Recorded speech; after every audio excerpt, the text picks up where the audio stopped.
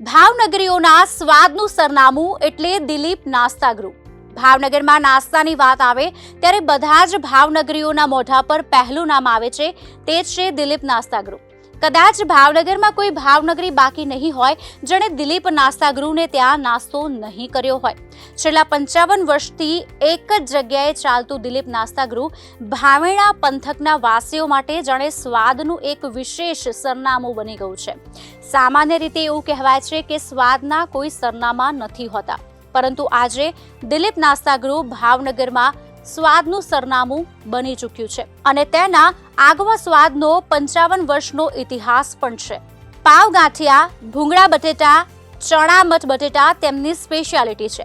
તેમના માલિકનો દાવો છે કે તમે આખા રાજ્યમાં ગમે ત્યાં જાઓ પણ તેમના જેવા પાવ ગાંઠિયા, ભૂંગળા બટેટા અને ચણા મઠ બટેટાનો જે સ્વાદ તમને ત્યાં મળે છે તેવો બીજે ક્યાંય નહીં મળે. ફક્ત ભાવનગર વાસીઓ જ નહીં પણ આજુબાજુના જિલ્લાના ગામમાંથી કેટલાય લોકો તેમને ત્યાં પાવ ગાંઠિયા, ભૂંગળા બટેટા અને ચણા મઠ બટેટા ખાવા માટે આવે છે. તેના સ્વાદ લઈને લોકો આંગળા ચાટતા રહી જાય છે. માંડ માંડ એકાદ પ્લેટ ખાવાની ઈચ્છા ધરાવતો ગ્રાહક એક પ્લેટ ખાધા પછી બીજી પ્લેટ ખાધા વગર જતો જ નથી. ફક્ત એટલું જ નહીં, આ ટેસ્ટ માટે તે તેમનો કાયમી ગ્રાહક પણ બની જાય છે.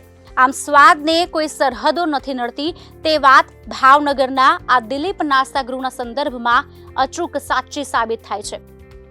તેમાં પણ તે તેમની લીલી ચટણી બધાને રીતસર દાઢે વળગાડી દે છે.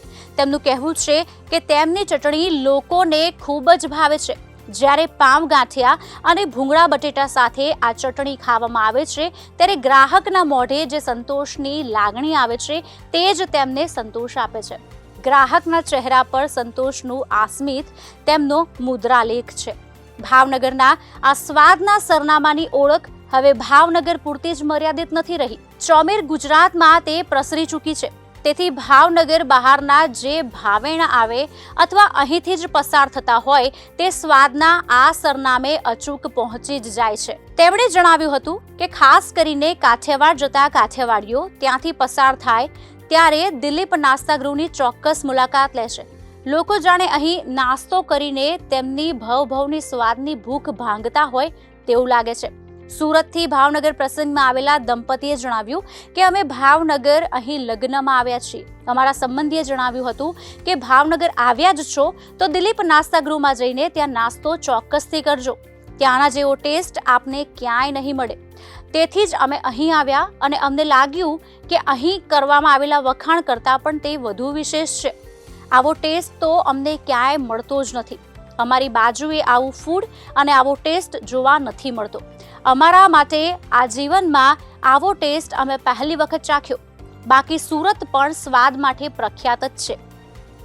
આ સિવાય કેટલાક લોકો તો જાણે રોજ ઘરે જમતા હોય તેમ આંતરે દિવસે નિયમિત રીતે દિલીપ નાસ્તા ગૃહને ત્યાં તેના પાવ ગાંઠિયા અને ભૂંગળા બટેટાનો ટેસ્ટ કરવા આવે છે. તેની સોડમ તો એવી છે કે આ રસ્તેથી પસાર થનારને પણ તેની સુગંધ આવ્યા વગર રહેતી નથી. તેથી જ જો તમે દિલીપ નાસ્તા ગૃહ પાસેથી પસાર પણ થયા છો તો તેનો ટેસ્ટ કર્યા વગર આગળ વધી જ નહીં શકો. આમ જો ભાવનગર કોઈ સંબંધીને ત્યાં જવાનું થાય કે ભાવનગરમાંથી પસાર થવાનું થાય તો સ્વાદના આ સરનામાની અચૂક મુલાકાત લેજો.